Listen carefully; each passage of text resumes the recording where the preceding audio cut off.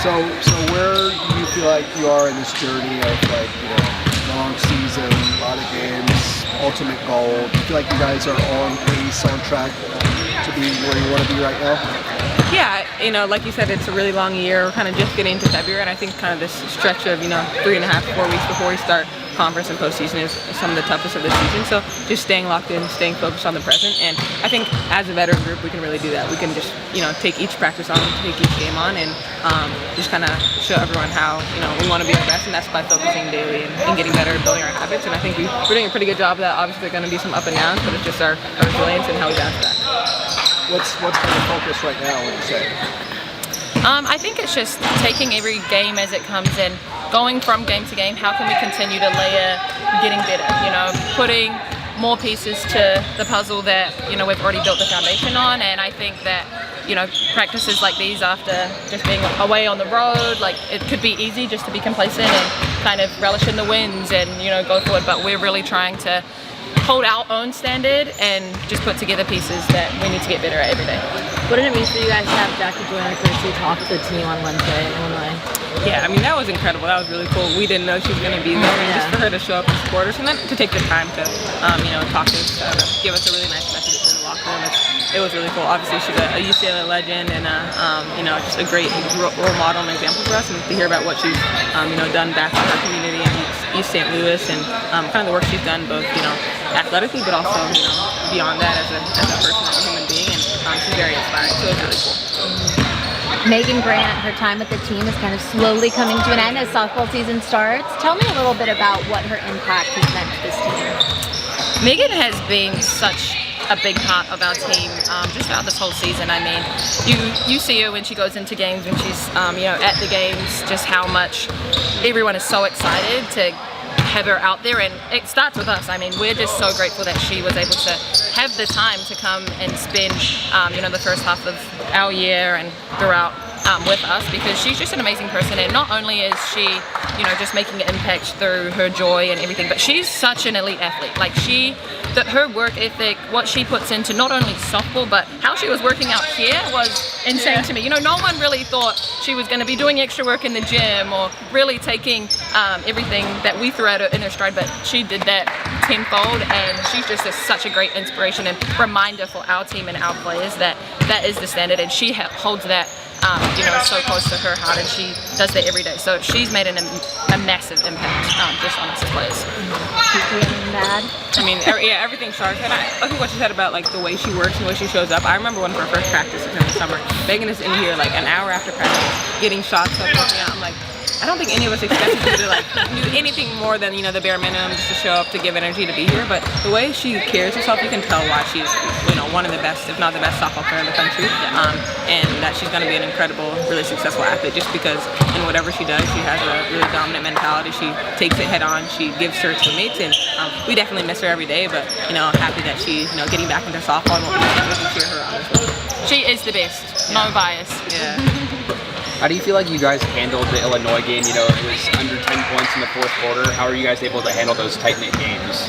Yeah, playing on the road like that in an environment, they had a great crowd, and I think that's going to be what we learn from those environments, those games. And everything's not going to be easy for us, but I think the way we watched a lot of the film today. We'll continue to kind of break through, talk about it, learn from it, take away what we need to. But Illinois is a great team. They have a really good young core.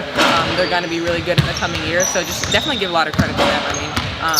We obviously didn't play our best. That doesn't take away anything from them. They're a really good team, and we got areas to work on. But they made it difficult for us for sure. Well, you guys were 23, I think 85% from the free throw line in that game, and to be able to hit free throws when it's so clutch, how important is that? Yeah, we shoot a lot of free throws every single day in practice, and especially in the postseason, free throws are really big. You can't leave points on the board. So be able to knock those down. We're confident in everyone, and every single time everyone steps up to the line. But I think there's a little time in the season where we felt like we weren't shooting as well from the line. But I think we kind of got back to how we are, and we're a really good free throw shooting team, and we pride ourselves in that. What did you see from Iowa last night? I don't know if you had a chance to watch that game, and they're not going to want to lose two in a row, right? So you're going to get their best effort on Sunday. Yeah, I think that's what we expect from most teams who come out and play us. You know, they're going to take their best swing at us, and Iowa's a really good team. I mean, that is their second loss of the season, I think. And you know, everyone in the Big Ten is really strong.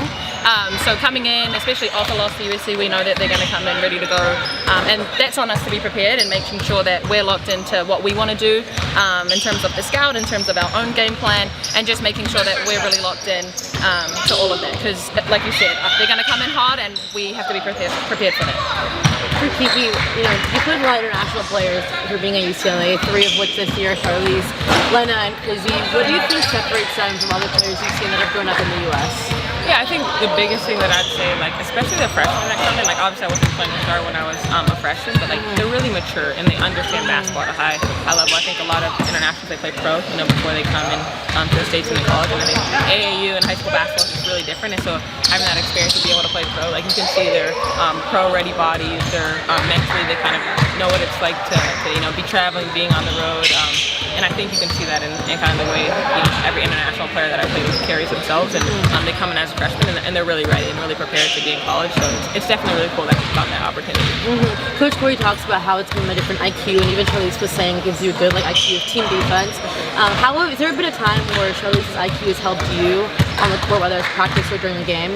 All the time, every possession. I mean, Char is definitely one of the smartest players that I've played with, and I think we'll have these moments like defensively or on offense where we're just like, even like a slight little head nod or like something, and we don't have to say too much, but we kind of are on the same page, and we know, you know, when I know what she's thinking, she knows what I'm thinking, so just that connection, and she brings a ton of, you know, kind of IQ and a ton of smarts to our team, and she makes us a lot better with that. So I'm just really glad to be playing with such a, you know, just kind of, you know, a fellow point guard in the backcourt.